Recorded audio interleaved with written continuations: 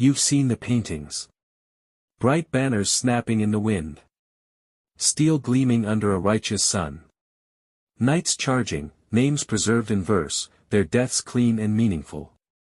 Medieval war, we're told, was brutal, but noble. A proving ground for honor. Now stop. Take one step past the last trumpet blast. Step past the moment where the chroniclers usually lower their quills. The battle is over. And this is where the story actually begins. There are no heroic poses here. No victorious speeches echoing across the field. What remains is a silence so complete it feels like pressure on the ears, broken only by the wind dragging cloth across armor that no longer moves. The medieval battlefield after the fighting wasn't a place of glory. It was a disaster zone without witnesses, a crime scene without investigators, a wound ripped open in the landscape itself. The songs don't talk about this part. They can't. Because the aftermath doesn't flatter anyone. Kings would later speak of triumph. Priests would frame it as divine will. But down here, ankle deep in churned earth and shattered gear, war reveals its true character. Not as a test of virtue, but as an engine of decay. And here is the first uncomfortable truth, the one that breaks the myth completely. For most people who lived through medieval wars, the battle itself was not the worst part. What came after was. Imagine the field at dawn. The fighting stopped hours ago, but the land hasn't caught up yet. The ground is torn open, soft from blood and rain, stamped flat by thousands of boots. Weapons lie everywhere, bent pikes, cracked shields, swords abandoned not because they broke, but because the hands holding them did. The smell reaches you first. Not a single odor, but layers of it. Iron.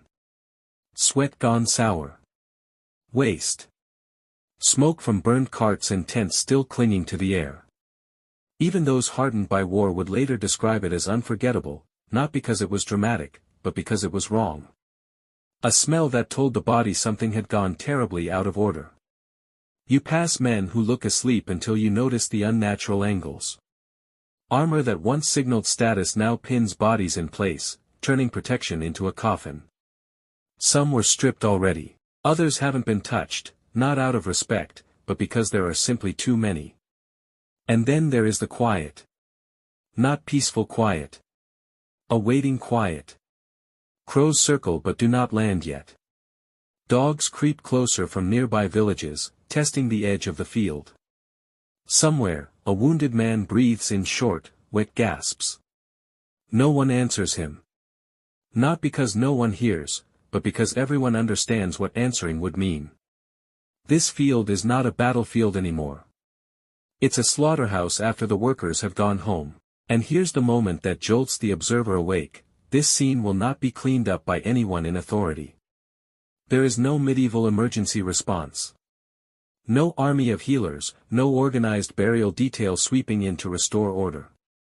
Once the banners move on, the dead are simply left. Which means the field itself becomes the next battlefield. Numbers are where the horror finally clicks into focus. A small, medieval battle could leave thousands dead. A large one, 10, 20,000. Not spread across a continent. In one place. In a single day. And now ask the obvious question that medieval society was completely unprepared to answer: what do you do with 10,000 bodies? You cannot bury them individually. There aren't enough tools, enough hands, or enough time. The ground is often too hard, or too wet, or too frozen. Priests can't bless them all. Families are nowhere nearby. Identification is impossible, faces crushed by helmets, bodies stripped of any sign of name or origin. So the dead begin to lose their individuality. They are dragged into piles. Pushed into shallow trenches, covered with earth just thick enough to hide them from sight, but not thick enough to stop what comes next.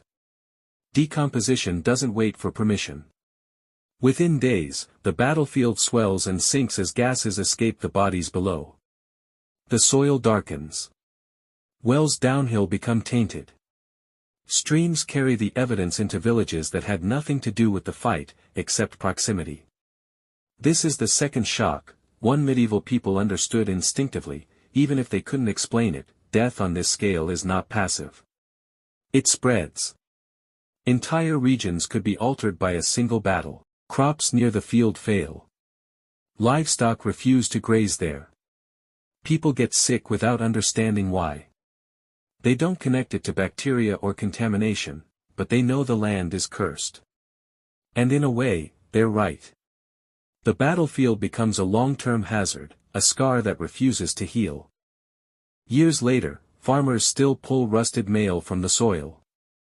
Children still find bones while plowing. The dead never truly leave. A great victory could poison your own countryside just as effectively as it destroyed your enemy. When the armies move on, others move in. Looting the battlefield wasn't a crime, it was an expectation. Soldiers stripped the fallen first, working quickly, efficiently. Armor, boots, belts, knives. Anything metal had value. Even broken weapons could be reforged. Then came the civilians. Peasants from nearby villages arrived with carts, not to mourn, but to harvest. Leather could be reused. Cloth repurposed. Teeth pulled for amulets. Hair cut for stuffing. Nothing was sacred, because survival rarely allows room for reverence. And here's the turn that shatters any remaining illusion of chivalry: the wounded were often worth more alive than dead. A man who could still speak might ransom himself. A knight with a broken leg was an investment. Even common soldiers could be sold back to their lords or pressed into labor. Mercy became a transaction. Those too injured to be profitable were ignored. Or finished quietly, not out of cruelty, but efficiency. War, at this stage, becomes an economy. There are specialists now. Professional looters who follow armies like shadows. Traders who know how to appraise a corpse at a glance. Priests who charge for expedited burials. Surgeons who promise salvation through the knife. This isn't chaos. It's a system. And systems don't care about honor.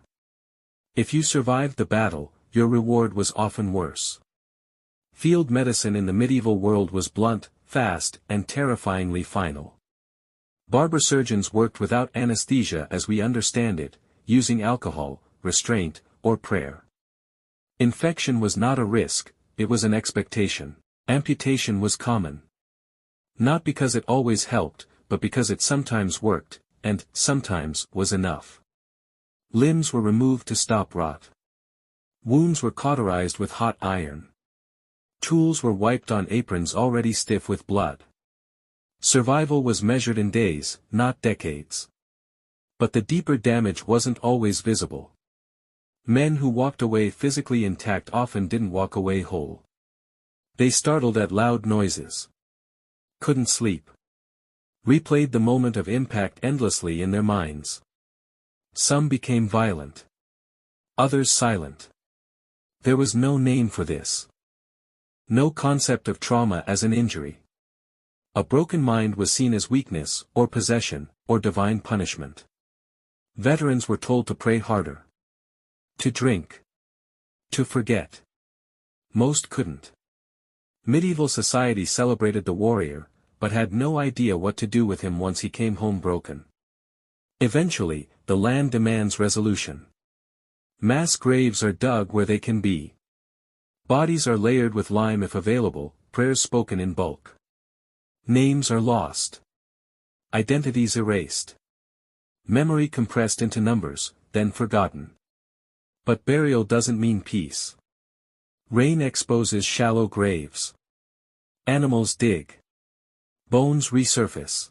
Locals tell stories, of lights over the fields, of voices at night, of places where crops refuse to grow. These aren't just superstitions.